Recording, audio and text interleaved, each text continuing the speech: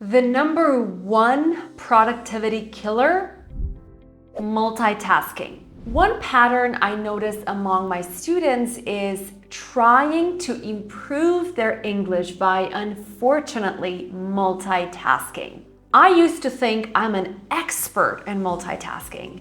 That was one of my biggest strengths. This is what I believed. And it wasn't until I experienced a major burnout when I learned a valuable lesson. Multitasking is destroying my progress, both professionally and personally. I learned that multitasking steals my time and drains my mental energy because it takes a lot of time to regain focus when switching between tasks. Multitasking puts an overwhelming amount of pressure to juggle multiple tasks simultaneously in order to get things done. And this leads to anxiety and making tons of mistakes.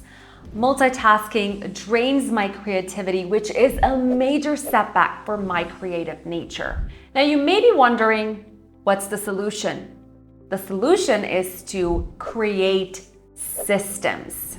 Each Sunday, I sit down and set the tone for my upcoming week. So I write down all tasks I need to accomplish and divide them into creative tasks and routine tasks. Then I usually choose 2 days for creative tasks and 3 days for the routine tasks. This way, I avoid being overwhelmed by switching tasks and confusing my brain with multiple things at once. The same system can be applied for learning a language. So, what you need to do is to start prioritizing and sequencing. Identify the most essential tasks and prioritize them accordingly. For example, you want to start evaluating yourself. What is your biggest weakness in English? Is it speaking, grammar, vocabulary? Start by writing down the things you need to improve the most. You need to be brutally honest with yourself here in order for this to work. Let's say your biggest weaknesses are idioms and vocabulary.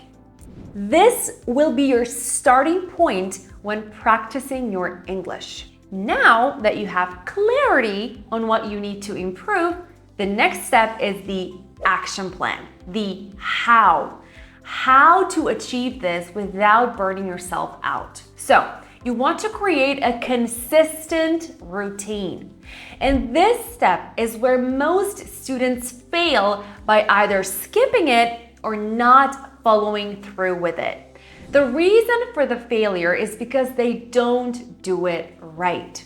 So let me tell you exactly how you should create a consistent routine. Before I do that, do me a favor and subscribe to my channel so that I continue to make these valuable videos for you. The first step to creating a consistent routine is to be extremely realistic with your time and energy. How much time realistically can you dedicate to English every day? Be real.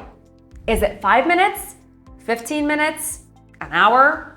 It is crucial to be honest with yourself because if you're not, at some point, you'll fall through and not want to continue.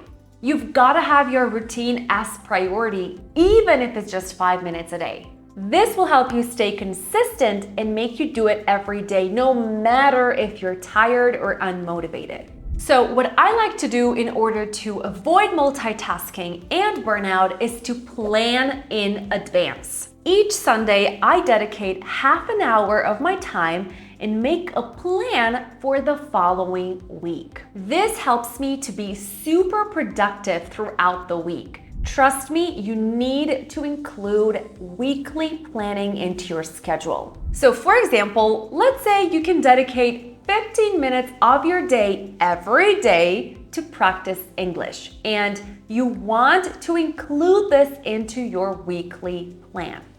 This can look something like this. Week 1, topic, job interviews.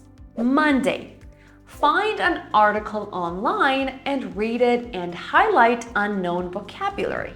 Tuesday, practicing vocabulary in context from Monday. Write 2 or 3 sentences for each word and read out loud. Wednesday, vocabulary repetition for 5 minutes plus listening to a podcast. Thursday, find a TED Talk on job interviews and listen and read through a transcript. Friday, record yourself speaking about the TED Talk from Tuesday. What was the main point? Do you agree or disagree? Why? Your key takeaway?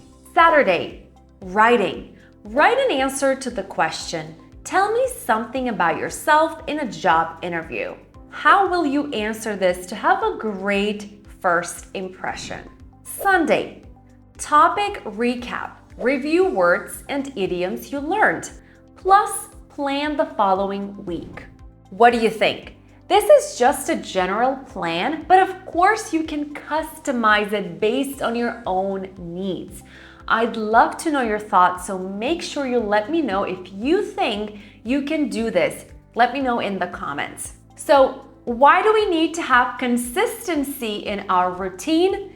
Because by incorporating regular learning sessions into your schedule, you'll build that momentum and foster a habit of focused learning. Not to mention, you'll experience massive progress and you'll start enjoying the process, guys.